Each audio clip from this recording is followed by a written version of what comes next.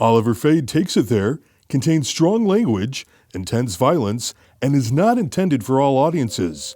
Listener discretion is advised. Hi, and welcome. This is Oliver Fade, and I'm bringing you the podcast that speaks the truth about the streets. What you doing on our turf? What you doing on our turf? Hi, and welcome to another episode on our podcast that talks about the streets. On this episode, we have a special guest. If you remember on our first episode, I talked about someone that was supposed to be our guest and actually ended up back in the system, in prison, in jail. This is that special someone. Gato is what he goes by. And he's actually a lifelong friend of mine. We've been friends since I think I was like 3 years old. Yeah. You know, we grew up together. He's definitely a survivor that's here to share his story. So Gato, thanks for being on the show. How you feeling? It's a blessing, man. It's a blessing. Thanks for having me here, man. Well, I want to talk about your life, your story, and what you've experienced. And if it's okay, we can start and take it all the way back to your parents. Where are your parents from? They're from Guerrero, Mexico. Acapetlahuaya, exactly. Orale. Shit, over there with my MC Hayes family, too. Shit. Okay. Yeah. They're from over there. They're from the fucking mountains. No, matter of fact, they're not even from the mountains. They're from, you go up the mountains, you come down the little hill, but the Acapetlahuaya, Guerrero. Okay, so when did they decide to come to the U.S.? Well, my dad came to the USA by himself. What, like 1969? Got with my mom, came to the United States, got with this other lady, whatever. Had my little sister, my older sister, and then he went back for my mom and shit, and then they had my brother Ray. Oh, okay. So they had your brother in Mexico? Mexico. Oh, yeah. I didn't know Ray was born in Mexico. Yeah, Ray was born in Mexico. Oh, damn. Okay. Yeah, and then they brought him to the States like, what, in 83? Oh, okay. So 84. So they came to where? Chicago? Waukegan. Oh, Waukegan. Yeah, my dad was, Waukegan. In 84. In 84. And Ray was with him. Mm-hmm. Because what year was Ray born? 83? 83? Yeah. Okay. Ray was a baby. So when did they move to Chicago? Oh, fuck. If I'm not mistaken, like 80... 87? No, hell no. Because I was born in Chicago.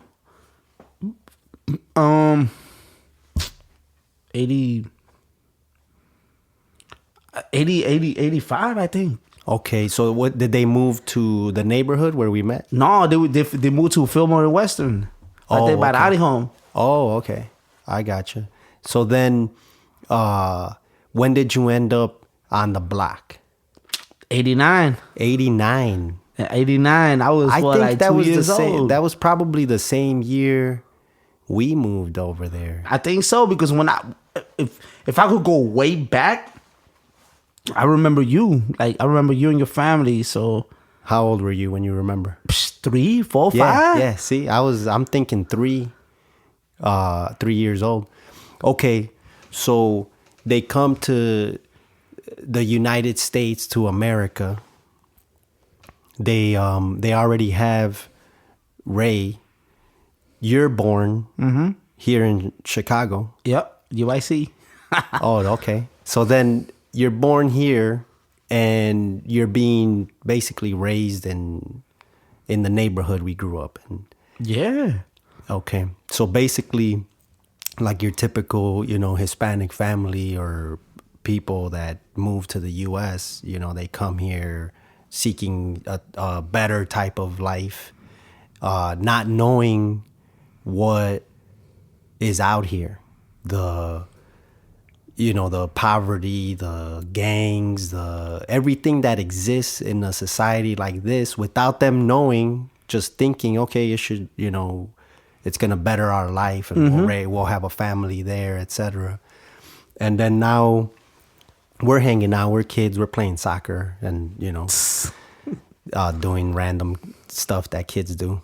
Maybe a little worse than regular kids. I don't know. We were kind of bad. Yes, indeed. Yes, indeed. Yes, indeed. So, tell me, when did you start experiencing gang activity? When did, because I'm right there with you, but like, I want to hear it from you. Your first encounters with like, oh, now I got to deal with gangs. If I could recall, it was like seeing the gangbangers in our block. Mm-hmm. Or anything, somebody checking you, somebody, check. Now you're part of this world. I mean, checking me, it was like any other, like, since I became 9, 10, motherfuckers were like, man, where you from? Oh, you from Oakley, ain't you? Like, damn. 10 years old. 10 years old. Like, you from Oakley? And if you ain't from Oakley, if you ain't no, I mean, can I get explicit? Yeah, you said that, right? You can say whatever you want to say. I mean, do you remember that day that you and Drama went to the first play? Y'all got checked by Little Man and them, by the Kings? Mm-hmm. Y'all got chased? Yeah. Around the same time. Like, we was what? We was young. We was shoulders. Yeah. But I experienced that way before that, though, if I'm not mistaken, like, seeing gangbangers going at it. I was like, what, like 8? Or like 8? And you started getting checked at school, or where do you remember getting checked? Nightingale. At Nightingale. See, I didn't go to Nightingale. I went to Nightingale. I was in Hedges with Rowdy. Rowdy was on our second episode. Oh, look, I got checked by I got checked in the bathroom by a bunch of Kings. At night at grammar school. Yeah, I think what I grade? was like 5th or 6th. And they asked me like, "Well, you from Oakley? You from the other side, right?" And I'm like, "Yeah," but my mind was I wanted to be a soccer player. Oh, okay. So my mind wasn't even thinking about gangbanging. So when they're like, "Man, you from Oakley, so you're gonna be a donut?" Like, what the fuck is a donut? So you don't even know what they're talking about. Nah, but they grabbed my cousin Jesse, pun, and they put him in they beating me up. And they put Jesse in the toilet and they're flushing it. And they're like, in case you become a donut, which, we did what we had to do. So I was like, man, what the fuck? And I went home and I told my brother Ray. They did whatever they did. Whatever. What'd they do? Handle that business. Handle that business. Yeah, but I don't want to get well, because the listeners, they could be from Australia. They don't know. So okay, they handle business. Like, handling business is, taking care of your little brother. Okay, so in other words, they went and had to do like retaliation. Okay, yeah.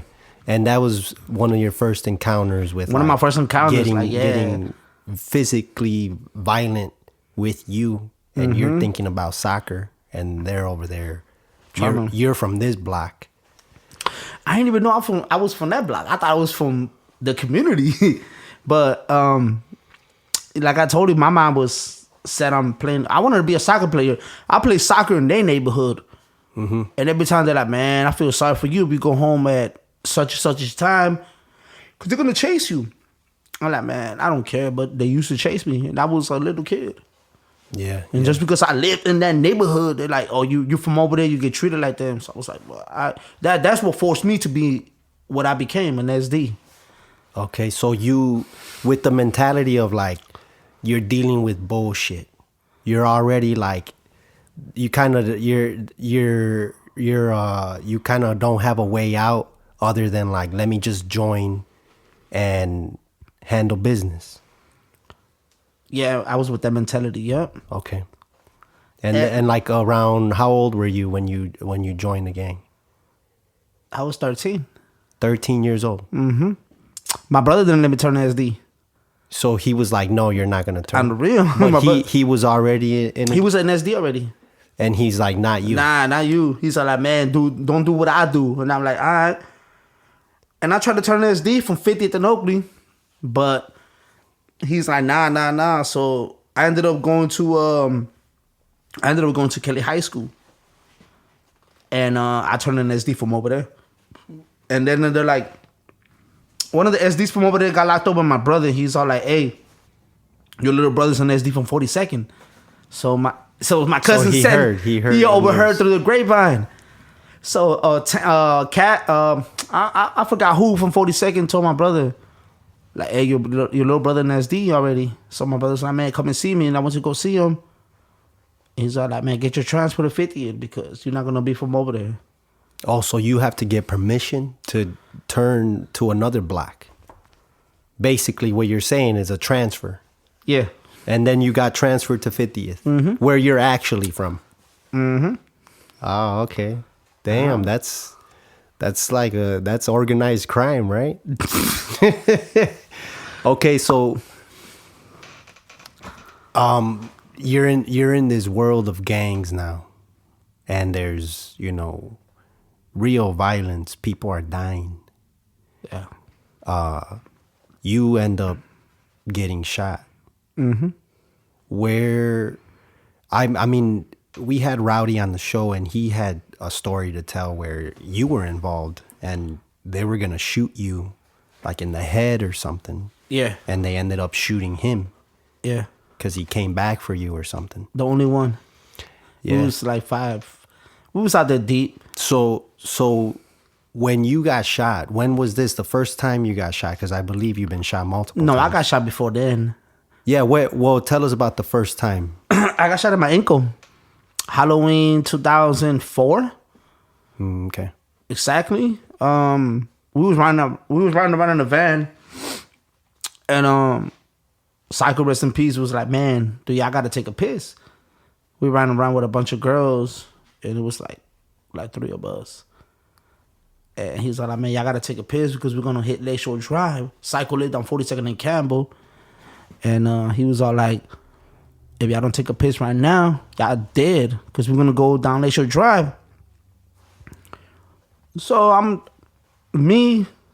was like, man, nah, I don't gotta take a piss. But he missed his crib, so he went to the gas station. He parked right there on Archer in California. Okay. No, Archer in Rockwell. And I'm next to Rowdy too. And Rowdy's like, man, I gotta go take a piss. And I'm like, I don't. I'm like, man, fuck it, I should go take a piss then. I was the last one. I was the last pendejo. So I'm hopping down, and I see a motherfucker with a mask running up. Paka. Man, I'm glad he wasn't no killer because he shot me in the legs. But I got shot in the ankle, and I kept going. You mean running? Yeah, I kept running. Oh, and I got shot in the ankle, and I don't know, the adrenaline.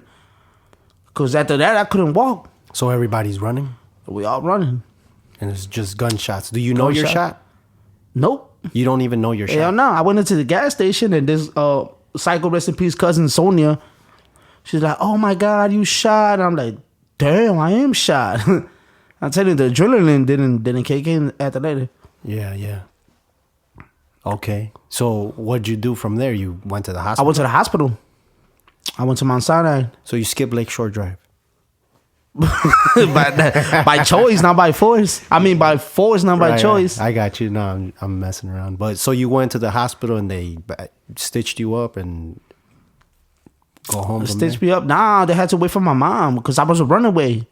You were a runaway? Yeah. Oh. I they're like, man, they're waiting for my mom. My mom and my dad kicked me out of the crib because I was gangbanging.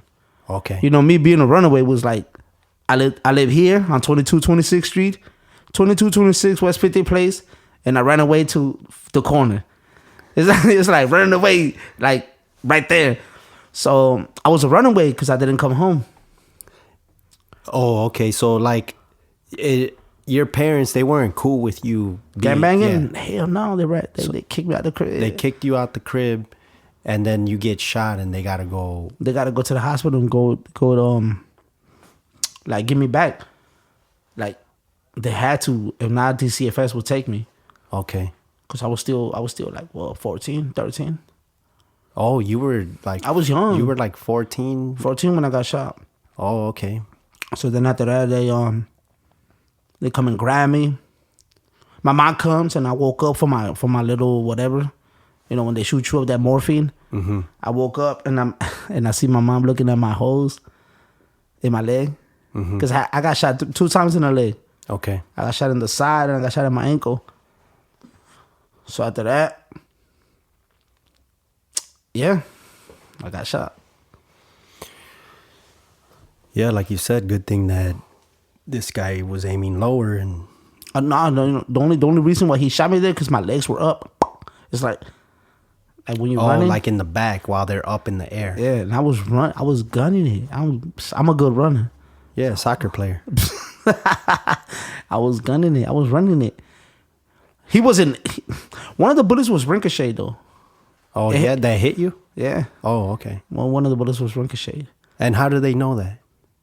The doctors? Yeah. Or they told you that? Is that how you know? Yeah, that's how I know. Oh, okay.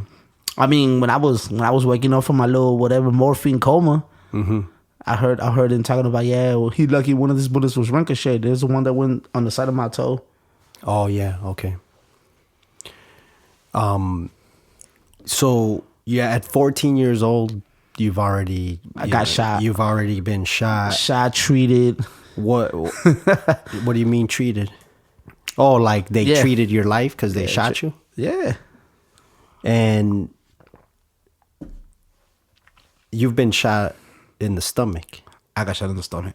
When did that occur? Like about 2007. Okay, a few years after. Yeah. And can you tell us a little bit about that experience? Not going into a lot of details, but I got shot in the stomach. Well, 2007. It was basically, we did. I was with Buddha, Casper, my cousin Pun, and my little brother Kid. Rest in peace. And we did an all-nighter. And Buddha had a Chevy Van 20. And we got fucked up in that bitch. And I passed out. And when I woke up, it was like noon Saturday on a August summer, hot as hell. No, hell not, a July summer. So you're hungover in the van. Hungover. And we parked in front of my dad's, not the old crib on 2226, but the one on 2239. Yeah. I woke up next to your crib. Right, your right. old crib. So I woke up and I looked and my dad's getting fucking he's drinking. So I woke up and I stepped out and I'm like, hey, Pops, let me get one. Para que me la cure, so I could drink one. Yeah. And he gives me one, we start drinking. And I told my Pops, like, man, we'll be back. I'm going to go get some more. So everybody woke up in a van. So we leave. We go into the liquor store. As soon as I step, me, I always like gangbanging. Mm-hmm. So I ran around with my head to the right. We go to the liquor store. We see some 2-6 coming out. When they coming out, we're coming in. They coming out, we're going in. And then look at these donuts. We didn't even do nothing to each other. We was fake phoning it because if anything would have happened, we could have just fuck. You been to the liquor store right down 47? Mm-hmm. So it's nothing but a stool separating somebody from another one. So we was fake phoning it. So we go inside, we come out. I told Buddha, hey, let's go to their block. They ain't on shit. So we go to their block. I'm hanging out the window. Oh, Player was there. Oh yeah, I heard the story, but go ahead. Player was there. Shadows behind me, and I see a motherfucker.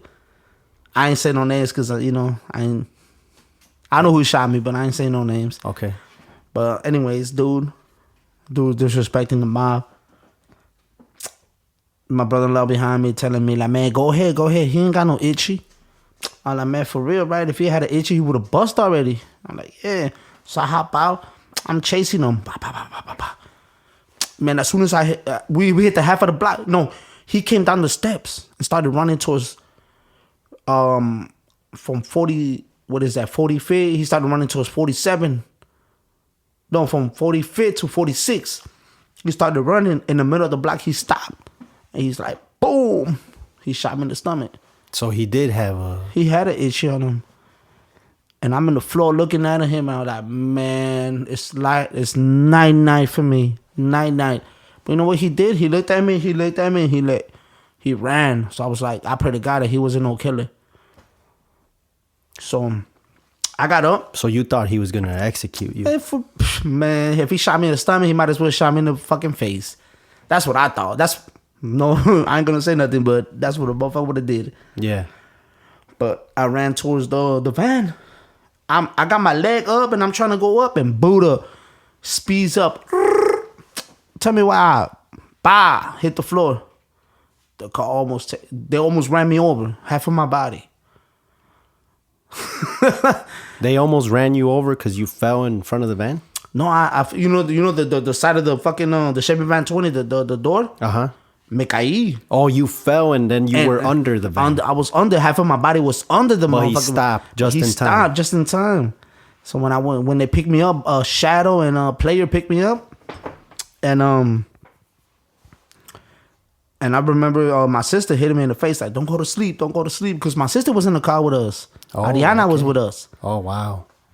And then this nigga Buddha took California all the way down to Mount Sinai. And I passed out.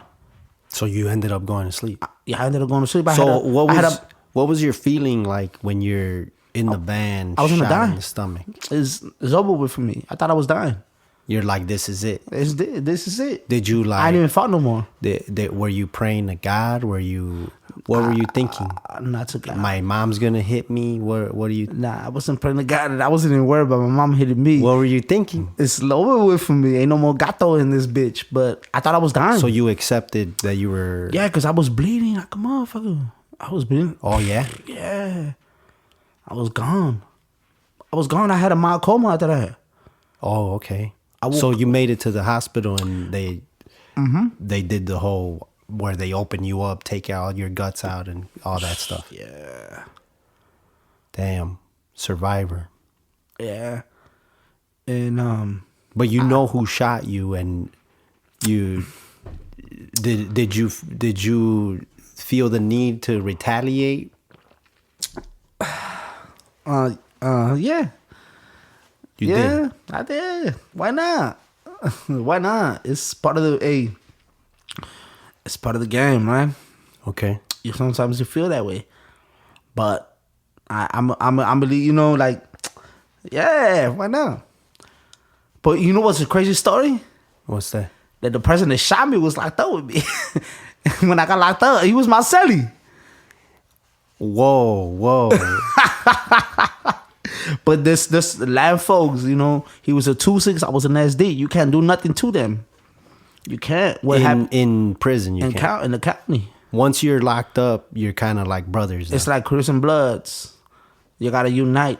Land folks versus Finballs. Wow. So you're locked up with the person that shot you and almost killed you. Mm-hmm. Did you guys talk about it? Ain't nothing to talk about it. We had to be cool. You do you, not do me. No, I understand you got to be cool, but did you bring it up ever? No, he knew, and I knew. We knew each other. Yeah, right. We know each other. You're sleeping like, in the same cell. Right. Halfway sleeping, one eye open, one eye closed. Damn. Stressful situation. No stress. I'm talking about that was like 3 months of stress. I'm talking about, we brought it to the table one time. We're like, man, I can't be in the room with him. And they're like, man, you hard to deal with, Taz. I mean, Gato. So somebody said you're hard to deal with. He said you're hard to deal with. Not only him, but like. Oh, I got you. Like a lot of, because I was. So in a meeting, you brought it up. Yeah. A group meeting, and now you're like, I can't deal with this. It's too much. Nah. You see, I had said this before, right? And on my cellie said that I was hard to deal with because it was either, I'm not the type of person that when you become a cellie, you gotta go by my way. But long story short, I was a bug as a cellie. That means that it was hard to get along with as a cellie. I'm a peace and quiet person, but when you do certain things, that nitpicking shit, that bothers me. He was one of them. So Okay. besides the point that he shot me, I found a reason to always fucking bitch about him. I But- see. Yeah, you're roommates. Right. It's like people out here. If you live with a person 23 hours out of the day and 1 hour free, you're gonna find flaws. Naturally. Flaws. You know, you're gonna find a flaws about somebody. Of course. Yeah. That's nature. But he knows who he is. Hey, it is what it is. It's part of the streets. I live within the streets. So If I catch him now, that's another. so there's a point you brought up. He was your cellie, meaning your cellmate in jail. Let's talk about jail. Let's talk about prison. You've spent a long time behind bars. I did. How much time have you spent behind bars? Altogether or just on one bit? Let's talk about one bit. I did 11 and a half. 11 and a half years. It is. 11 and a half years. Yeah, of my life. So that's like, what is that, a third? A third of your life? Yeah. That's what you did in one. Bit. What about all together? Altogether? Man, I probably did together. Like 15, 16 together. That's, yeah. Almost more of my life. Half your life Yeah. behind bars. Because I was in and out. In the early 2000s, I was in and out. Dumb shit. Gun possessions. So Dumb shit. So in prison, were they? Did you have to take any type of like therapy for any of the stuff that you dealt with in the streets? I mean, it was referrals, but like they didn't get no fuck. Like you submit it in a request slips, and whenever you get the help, you get the help. But nah. So really, the help isn't there. Nah. And it's voluntary, like you don't have to get the help. It's if you want the help. Nah, it's a referral. It's a court mandated. Oh, so it's mandatory. Yeah. It's court mandated and a referral by you. You know, you gotta get help. You gotta get treatment for this. But they don't give you treatment. Nah, because they don't got the resources. Okay. And like while you're in prison, because I remember, I mean, you know, when you got shot and you going to jail. I mean, remember when we recorded I Salute and they woke us up at 6 a.m. and Hayes almost punched a narc. Oh shit, I forgot about that dumb shit. Okay, they had us all, but they took you that day. Hey. Is that the day they took you for 11? No. Oh, no. So you got out. No, hell no. I did like 6 months. But hold on. That day, I'm lucky enough that I got away with that gun. Remember I had that 3 big ass 5.7? No, I remember where it was. And they're like looking and I'm like, don't even look over there. Boy, do you remember? Well, we had like 2 hours of sleep. Not even. Not even. We got back. We were cruising. We were getting rowdy. We was by Kings. We were in the Ganga. bourbon, and we even stopped to get more gas and cruise. We cruised till like 6 a.m. My nigga P. went to sleep for 45 minutes. 45 minutes. I remember I woke up, they kicked the fuck out of me in my ribs. Yeah. And I looked up and I'm like, I was about to snap. I thought it was you or Hayes, rest in peace. Right. But I tried to snap it and I'm like, shit, I'm locked. Oh man, it got me. I was in a run. For a gun case. Oh, you were? I was in a run, yeah. The U.S. So they had a warrant. Yeah, the U.S. Marshals got me that day. That's who that was? Yeah, that was the U.S. Marshals. I'm over here half asleep, hungover too. I just remember waking up and they already had cuffs on me. And then they tried to wake Hayes up. And Hayes, he like tried to push the cop. They're like, hey, get up. And he's like, hey, man, get the fuck. Like, he's trying to sleep. I remember that. And then they treated his life because he they did. They threw his ass. And was I the first one that woke up? Yeah. Yeah, I think because I don't remember you like them waking 'Cause you up. I think they already had you. I was on the other side. I was in the other room. Then they woke y'all up. Yep. Damn, we got treated the fuck. Yeah, We got that a was- lot treated that day. That was too early. I'm not a morning person. Me either. You know? So I need my waking me coffee. up- They should raid cribs at like 10 p.m. You know, once I'm winding down, then okay, Hey, cool. At least give me my coffee first. Then wake me Something. the fuck up. Then shit. Oh, that morning, Woody. Yeah, that was rough. But okay, back to your prison experience, and I know this is hard because a lot of tough things happened while you were incarcerated. And, Okay. And you know, I haven't talked to you about it outside of this interview, but when you were locked up when Ray got killed.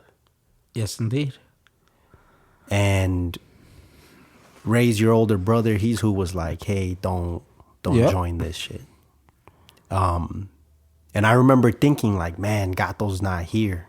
When you know, because Ray had served 10 years, Yeah, he did 11. and then he He got out. I got locked up. What June on my did it- birthday. He did 11. Yeah, he did 11. Oh, I got locked up in June 1st, and he got out on January 9th. I mean December 9th of the same year of 09. Okay, so he got out. You're locked up, and then that summer, the following summer. Nah, 2 summers later. Oh, okay. So he was out for like almost 2 years. Mm-hmm. Okay, because we did record a song, but he got killed. Do you know what happened? You know the story? To my knowledge, Would you care sharing to the audience what happened to your older brother?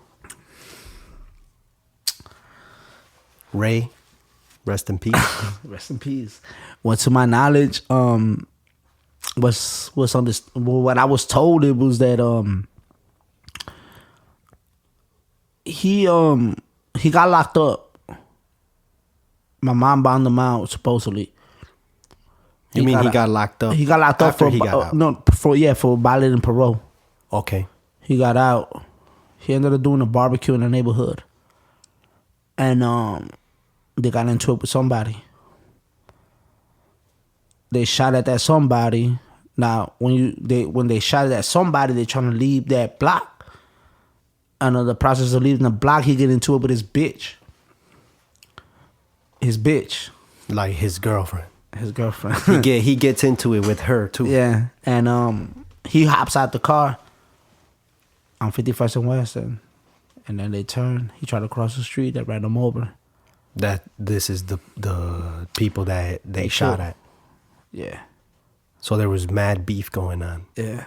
There was beef going on with, With them niggas on the other side. and then there's beef between him and his girl, and he jumps out the car. But to my, I mean, I don't know, man. I don't. All that he say, she say. I heard a lot of that bullshit, but I wasn't there, so I can't speak on that shit. I don't want to get to lying to you, but that's what I was told. But essentially, he got killed by the rival gang that they were going at it with by getting ran over. Yep. And I heard not only ran over, they jumped out and whooped them with bats. Like I said, I was locked up. That's from what I heard from he say, she say shit. Yeah, You know? yeah. So you're locked up, and because he went to the hospital, right? They had him in the hospital, and he was basically like in his last, time. And when did you find out? Like, how long does it take for you to find out? Do you call your house every day? You talk to your parents every day? Like, how do you find out? Well, look, I called on my birthday. My birthday is June 1st. So I'm celebrating my birthday, right? My brother. No, I called 2 days before my birthday. And I talked to Ray. Ray's like, man, I'm going to send you some money for your birthday. I'm like, cool. Hell yeah. I go to store on that day because my birthday lands on June 1st that day, and it was on a Tuesday in my house, and the joint goes to store that day. He sends me the money. So I talked to him that day. He's all like, man, you got that money? I'm like, yeah. He's like, man, happy birthday. I'm like, man, I'm going to call you on a Saturday or Friday. If I don't know. The weekend, sort of. Yeah, the weekend, because I don't know. I get my days mixed up.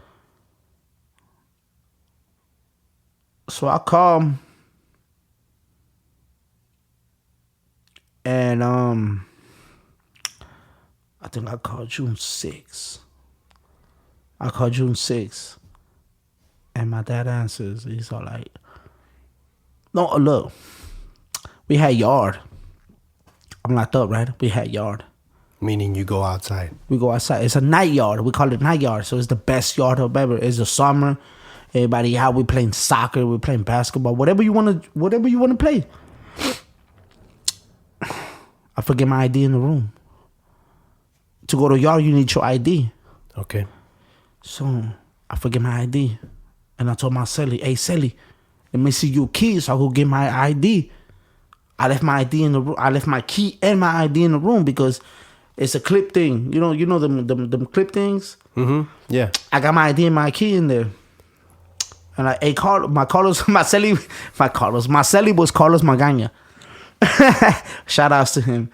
Hey, and I like, hey, Carlos, let me see your ID, let me see your key. He's like, man, I left it in the room. I'm like, fuck. So I'm stuck and I'm waiting for the CO. The CO went to break after he drops him off in the yard. So I'm like, man, I'm in the day room and I see the phone's open. I'm not using the phone all the time because at the moment the motherfucking phone calls were like $2.50, like 50 cents a minute or something like that. They were taxing. So I was like, man, I'm not, man, fuck it. I grabbed the phone, call my dad, no answer. Call my dad, no answer. The third time, my dad's like, man, I'm sorry to tell you, but your brother got killed. I'm like, what? Man, I hung up, went to the room. I told one of the guys from 23rd and Oakley, innocent. I'm like, man, I'm going to the room, bro. My brother got killed. Don't bother me. That's how you found out. Mm-hmm. Don't bother me. Just let me be. Just let me be. Cause I'm a happy person. But at that moment, I felt like, man, just let me be. So there's like nothing you could do. I'm locked up. No. And then you waited to talk to your parents of like a day, a week, or how is it that you came to find out more of what had happened? I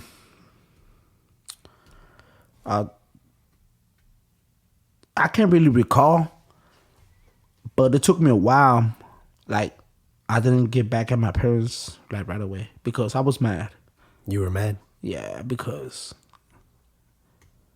I found out 2 days. I found out, I don't know, that happened that day or whatever, but I was mad because they could call the joint and tell them, hey, such and such, something.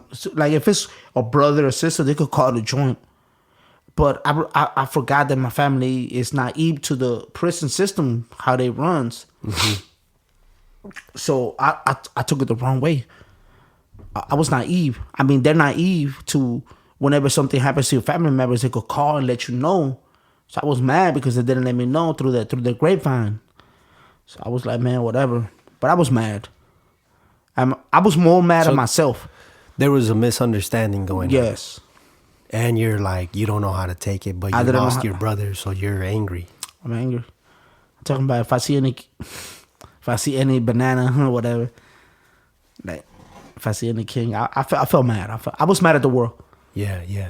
Then after that, before that though, because I was already mourning the death. My grandpa died. Oh, I didn't know. A month before my brother died. Oh, I didn't know that. Yeah, my abuelito Lorenzo. Okay. That's what I'm named after. Okay.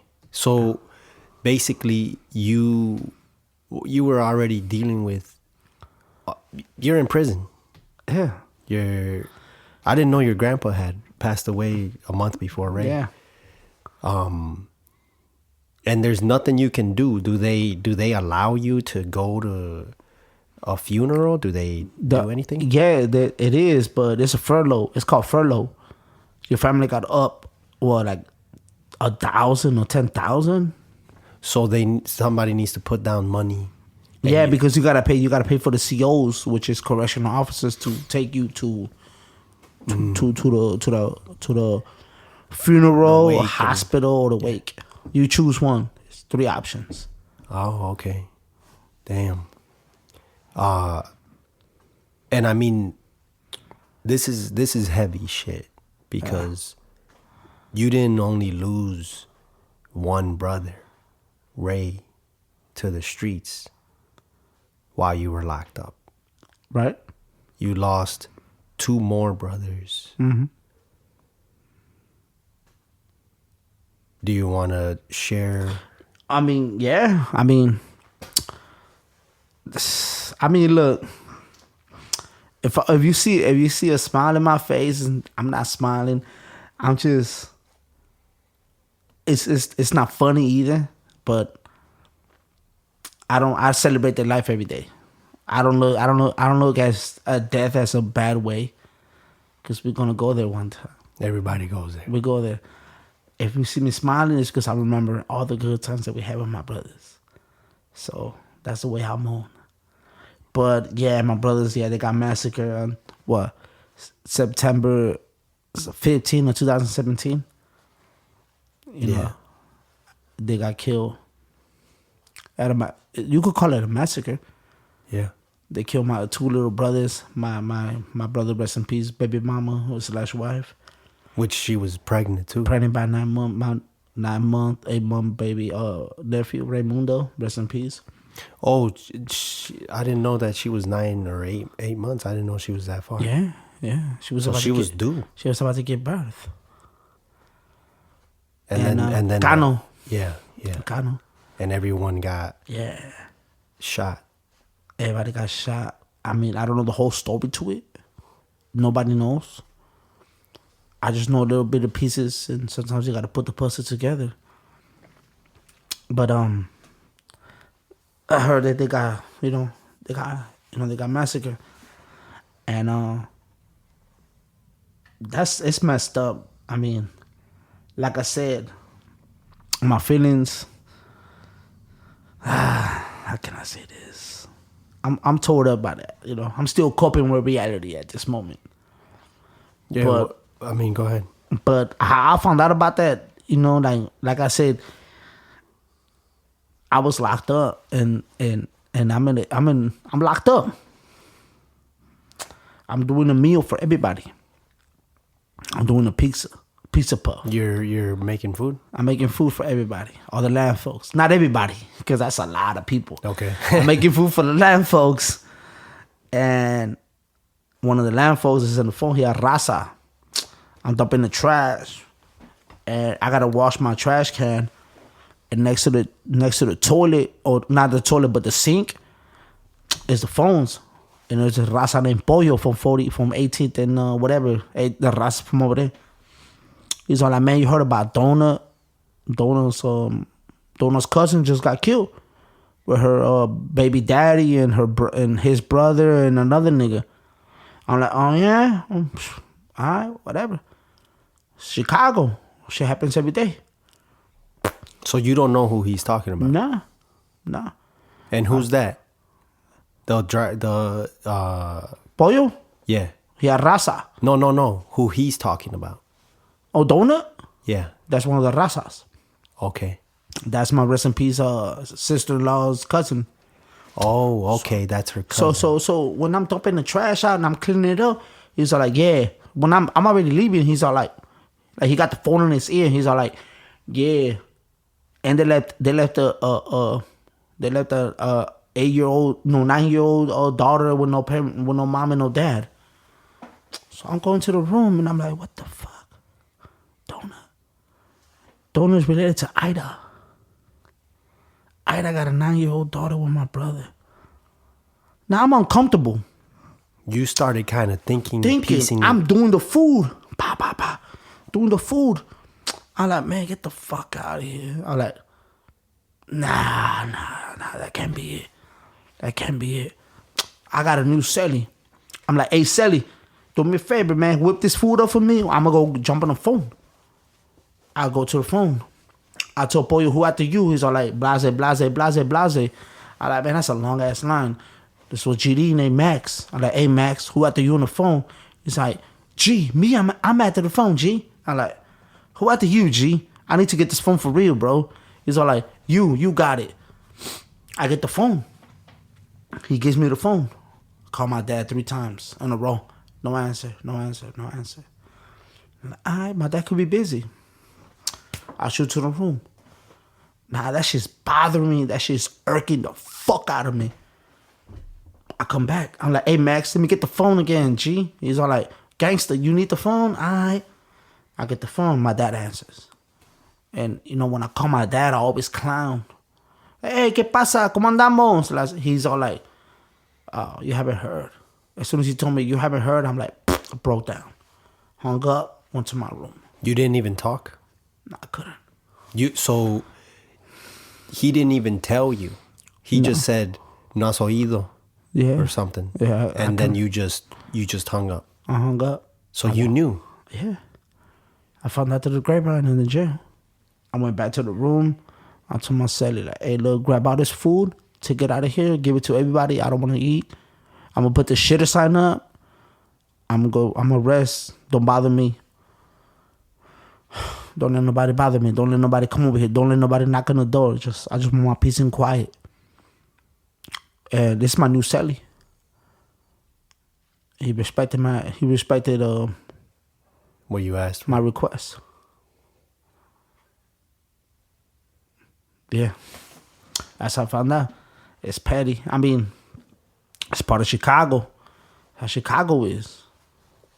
Yeah. It is. It's like a I mean, Chicago. and not to sound petty. I mean, I love my brothers. I shed a tear for my brothers, but I shed a tear more for my nephew he was unborn. I mean, I know when my brothers were involved in the streets. That's the outcome. You know, I love my brothers. But what I feel the most is my nephew. He never got the chance to live life. Yeah. You know what I'm saying? It's like it's my people might look at me like, oh, you petty for saying that shit. Nah. My brothers were involved in a situation that they knew the outcome. Yeah. It's my nephew. He never got the chance to breathe. Yeah. He never got the chance to even see the sunrise, the sunlight. You know what I'm saying? Yeah. You know, I love my brothers and everything. Don't take it the wrong way, but No, of course, man. I mean, I understand.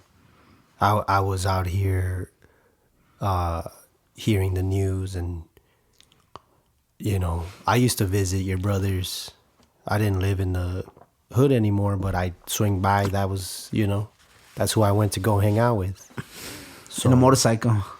yeah, I'd go there on the bike. The last time I went was for Chino's birthday. Hung out with him got a bottle of tequila and hung out, and it was his birthday. That's the last time I saw them. But, you know, I thought about you, man.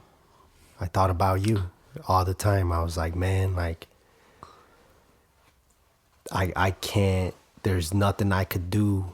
There's like, you know, you feel helpless, but it's like, all I could think about was, you know, you, and try to send you some type of energy, strength. I don't know, man. It's you know, it's tough. It is. And, you know, going through all these things that you've gone through, and, you know, you're in your 30s. You've lived this crazy, you know, traumatic filled life, and, you know, you got out of prison, your brothers were gone, and now it's, you know, time to start this new life, and how do you get out? Because you got out in, what was it, 2020? December 10th. So you get out, and now you have to get back into society, and there's smartphones and all this crazy technology that you're used to. I don't even know. I can't even. Technology moves so fast, but you have to get back into society. On top of everything that's happened, what is your experience then? What are you going through? Are you seeking out help? Are you? Yes, I am. Well, I'm saying, because I'm talking about when you first got out. Oh, when I first got out, hell no. I was coping with reality by drugs. Getting fucked up. So you got out and you started doing drugs, drinking a lot, drinking every day, sniffing coke every day. So you're smoking weed every day, drinking every day, because I didn't know how to cope with reality. It's like you going to, like, okay, it's like you going to a crib, right? And it's like, okay, say this is 2009, this is 2020. You got locked up 2009. You remember going into your crib and you see your brothers giggling and laughing at match, because that's what we call it when we smoke with each other, match. Mm-hmm. Boom. This time, pause. When you come out, you come home and you go to the same house that you grew up in. Mm-hmm. What you expect? You expect to see your brothers come. You expect your brothers coming out the room like, hey, let's match. When I hit my mom's house, I broke down like a little bitch. I started crying. I went to the bathroom. Started crying like a little bitch. I didn't show that to nobody because that's a sign of weakness. I went to the bathroom. I started crying. I'm like, man, what the fuck? It hit me. So what I did after that, the only thing that helps me forget about everything, alcohol, marijuana, cocaine, everything, partying. It's tough. It's tough. So I started experimenting with different drugs. I started doing meth for one time. You know what I'm saying? I started doing all that shit because I didn't give a fuck about life. But I should, because I still got my parents. You still got yourself. I still got myself, yeah, but I was selfish. You were thinking more... I was thinking more like... I don't know. I don't know. I would be lying to you if I tell you what I was thinking about, because I was not thinking at all. There's different ways, right, to deal with things. That's what you were doing. Mm-hmm. And then, I remember, damn, Gato got out. Holy shit. Like I came... Yeah, you showed up, picked you up, brought you, Pun came by, but you spent all this time coping by doing drugs. And, we would talk and I would see you, and then I'm like, you know what, I'm gonna start a podcast so I can start sharing stories about what goes on in these streets. And not just that, but how it's a lifelong situation. If somebody gets shot, it's not just that moment. It's not just that news clip for that day. It lasts for the rest of your life. If you survive, or your family is affected for the rest of their lives. So I'm like, man, Gato, my first friend of life, is gonna be, the first guest. I'm like, first friend, first guest is gonna go hard. And I go locked up. And then it's like, where's Gato at? NRC, Stateville, Illinois. So you went back to jail. I went back to jail. I just got out. Right. So you went back to jail. And my understanding is you put yourself back you admitted yourself. You went and... I admitted myself because I was seeking him for help, but I didn't know how to. So my PO was like, man, hey, I didn't give a fuck about life until my sound corny as hell, but I started talking to this chick. I mean, not my girlfriend, my current girlfriend, right? Yeah. That's when I started like, okay, like she's taking me serious, I'm taking her serious. Yeah. But I'm living in Waukegan, she living in Chicago, whatever. I went to go see my parole officer. He's all like, hey, I take a drug test. And I'm like, man, I'm dirty. They're like, you dirty? Meaning you've done drugs, Yeah. so it's so they're like, what you know? They told me like, man, you want us to let you go? But that's after the fact that I told them that I was dirty. Like, I'm dirty. And they're like, we're gonna let you go. Nah, I need help. I'm killing myself. They were gonna let you go, leave. Yeah, like go ahead, leave. But you're like, no, I need help. I need help. I need help. I'm killing myself. Why? Because I'm dealing with depression. Yeah. I'm dealing with depression. PTSD. PTSD. I'm in Waukegan by myself. Now I'm sustaining I'm working. I'm sustaining everything. I'm not heroin. I'm buying weed, coke, and liquor every day by working, right? Mm-hmm. My rent's paid on time, my light bill's paid on time, everything, but I don't got my family around me. I feel depressed. So I'm spending my money on dumb shit when I should be spending my money on some positive shit. So that's why I told them, lock me up. If you let me go home right now, I'm gonna go back and do the same shit. They're like, damn, for real? I'm like, you're keeping it real. Hey, it is what it is, right? And they took me back, and I sat down for fucking 4 months. My dumb ass, goof ass. I mean, it's not dumb. It's not. I mean, it's not dumb, but for me, it's like joking about myself. No, I got you. So you mentioned your girlfriend. You're saying that she helped you want to better yourself. Yeah. That sounds familiar. My bad. No, you're good. You just kicked the table. That's all. You just ruined the entire recording. No, I'm just shit. No, yeah, I hear you on that. Sometimes people can come into your life and make and give you like a reason to stick around and you know, do good for yourself and others, and that's a real positive thing. It is. I mean, ain't no relationship perfect. So it's ups and downs. So now that you're out,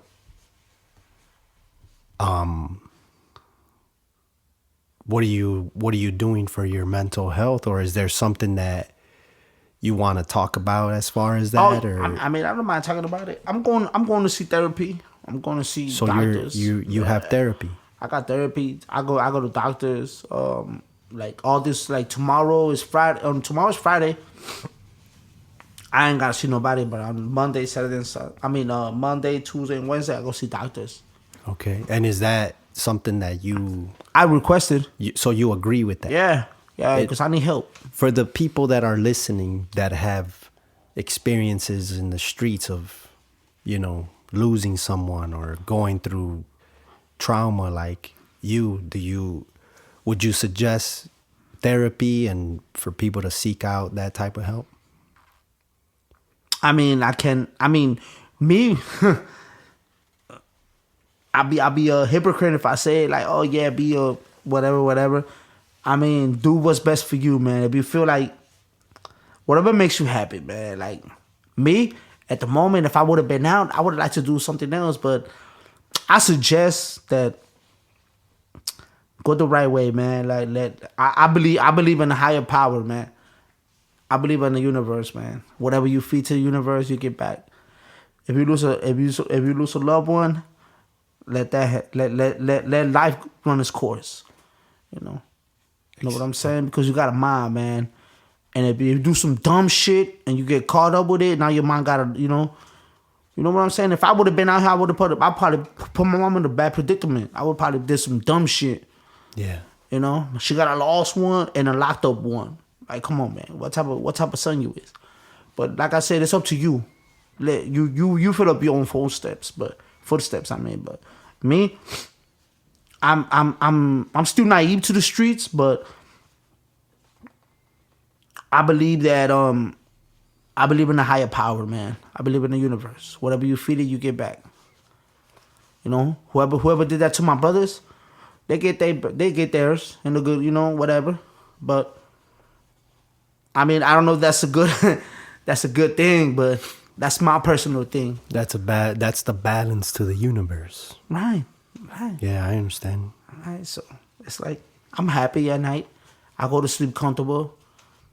I don't lose no sleep. You know, I did lose my brothers, but they're in a better place. If there is a better place. Yeah. I mean, I believe that too. It's hard to think that, you know, it's gonna be worse after this. It's gotta be better. Life is tough, you know. I was told life was hell. Yeah. Well, I want to wrap up the interview with you, and usually we go out with a song. So Gato helped write a song once, and I want to play the song for the audience. He wrote the chorus for a song we recorded under the Oakley Records catalog, and it's named Chicago. Gato, thanks for being on the show. Thanks for sharing your story. Thanks for, you know, being who you are and dope as hell and staying strong and trying to better yourself. Man, thank you, bro. Man, hey, thanks for the podcast, bro. You got it. Hey, Oli, that's what's up, though. Keep doing that. Yeah, thanks for sure. Thanks for, you know, always being there for me too. So nah, you was there for me though, bro. Nah, you was though. You was. I got you. You know, I got you. Look. All right. Well, thanks a lot. Here's the song Chicago, co-written by Gato.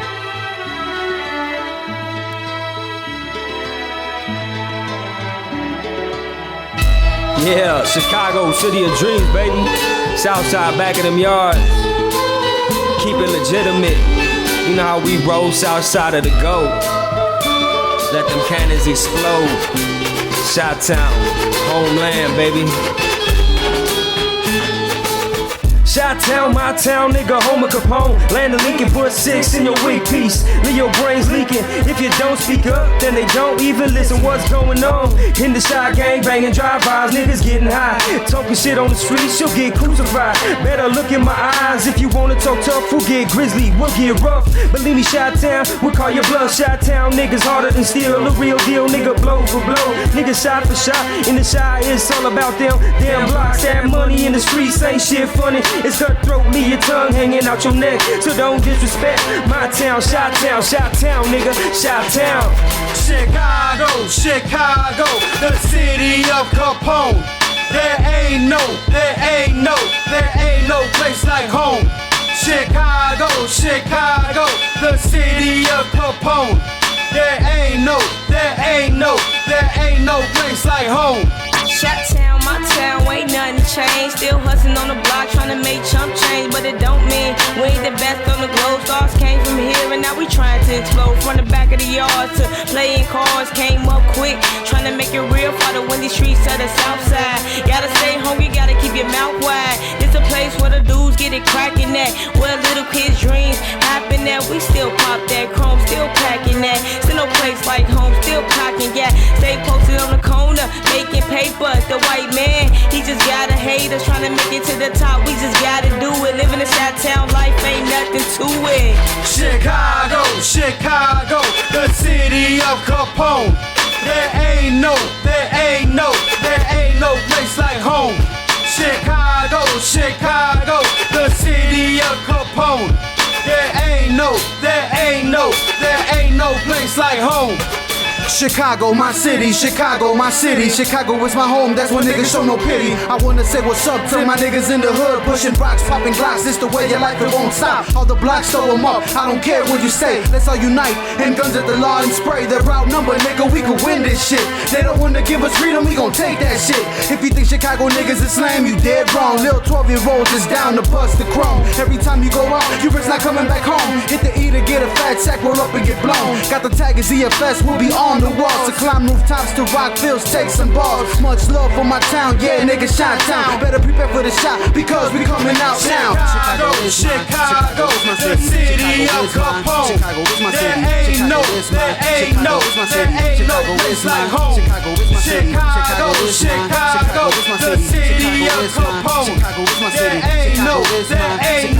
There ain't no place like home. Chicago is my city. Chicago is my city. Chicago is my city. Chicago is my city. Chicago is my city. Chicago is my city. Chicago is my city. Chicago is my city. Chicago is my city.